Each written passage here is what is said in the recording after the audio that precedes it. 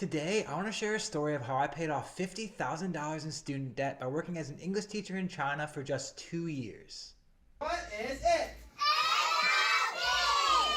It's a peach. And just one thing I want to say before starting this video is that do you ever just stop and think about how absolutely insane it is the amount of student debt people in the US have? I did a little bit of research on Google, and the average American owes about $37,000 in student debt. I just think it's kind of crazy that a dumb 18-year-old like me can agree to take out $50,000 in loans, and I know so many people who have paid more than $100,000 in loans. It's just mind-boggling how much we can get into debt just by going to school. But that's the end of my rant. This video is not about why I took out student loans, it's about how I paid them back in just 2 years by living in China and working as an English teacher. So for a little bit of context, this was back in 2018 and I was graduating with a bachelor's degree, and honestly I had no idea what I was doing. I didn't know what job I was going to get, I had no prospects lined up, and I didn't even know if I wanted to work in the field I was getting my degree in. So basically I was super lost. The only thing I really knew for sure was that 6 months from when I graduated college, I was going to have to start paying back those $50,000 in student loans, so I had to get some type of job. But luckily, right around graduation time, I had an old friend reach out to me and told me about how he had spent the last year teaching English in China. It was in a small town called Yangzhou. He said I'd probably never even heard of it, which I hadn't, and I'd actually honestly never even left North America before then. So the idea really intrigued me, and the cost of living seemed super low. The pay was reasonable, so I decided, what the hell, I'm gonna go and try this for a year. And obviously moving to a foreign country, there's going to be a few startup costs, but luckily I'd worked a little bit part-time throughout college, so I could afford a like $500 or $600 flight and a first security deposit on an apartment, maybe like $1,000 in total. And then I moved to China in August of that year, and I had 4 months before I had to start paying down those student loans. And I was on a mission. So I got there and I was like, I'm saving the first 3 months fully into my savings account, and then after that, I'm paying these down as fast as possible. And I realized when I got to Yangzhou just how easy that was going to be. So my teacher's salary was about the equivalent of $3,000 to $3,100 US per month. And honestly, that doesn't seem that high, especially if you live in an expensive country. However, living in a small town in China, the cost of living was so low.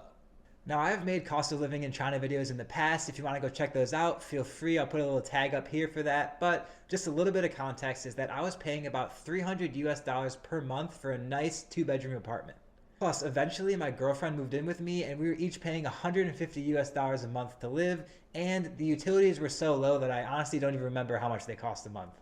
And that's not even to mention that food at a local restaurant was like $1 to $2 a dish. The grocery stores are just so cheap. Groceries were nothing. It was just insanely cheap to live there. You can't even fathom it coming from the US, but that made it so awesome because I was making like $3,000, $3,100 a month, and my cost of living in total was $500 or less every single month.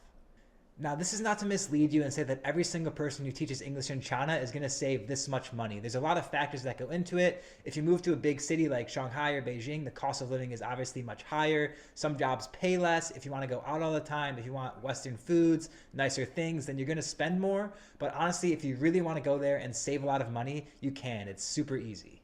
So I saved a little bit of money, and now my goal was to get these gone as fast as possible. Now, the strategy might not be for everyone, but once I started paying those loans in December of 2018, every single month I was paying most of my paycheck saved right into those. So roughly $2,200, $2,300 every single month, really cutting down the interest rate as well. Now, obviously, life isn't perfect. Some months I paid a little bit less into the loans because I took a trip. I did a few to like Southeast Asia, to South Korea and other places, spent a little bit more money. But other months when I was doing nothing, I put a little bit more into the loans because I had the extra cash. So it was a give and take, but overall, roughly $2,000 to $2,500 a month, every month, right to student loans. And it was one of the best things I've ever done. And honestly, I really loved living in China, and the money was a great bonus as well. So what was meant to be just 1 year in China became 2.5 years in total. But by using this strategy, within 2.5 years living in China, I was able to actually save a good amount of money, go on a lot of travels throughout Asia, and fully pay back $50,000 in student debt. So honestly, this might be the most obvious advice you've ever heard, but if you can find a place where you make the most amount of money for the lowest cost of living, that is the best bang for your buck. You can make a ton of money in New York City or LA, but it's super expensive. Same in China, in Shanghai, Beijing, cost of living is high. So in total, for a long story there, most people thought that when I was moving to China, I was just going for fun and excitement and adventure, and I was. But honestly, you can still have that amazing adventure, but also be financially responsible and save a lot of money as well. And with that, I want to say thank you everyone for watching this video. I really appreciate your support. And if you could do me a favor, hit that like and subscribe button, I'd be forever grateful. Have a good one.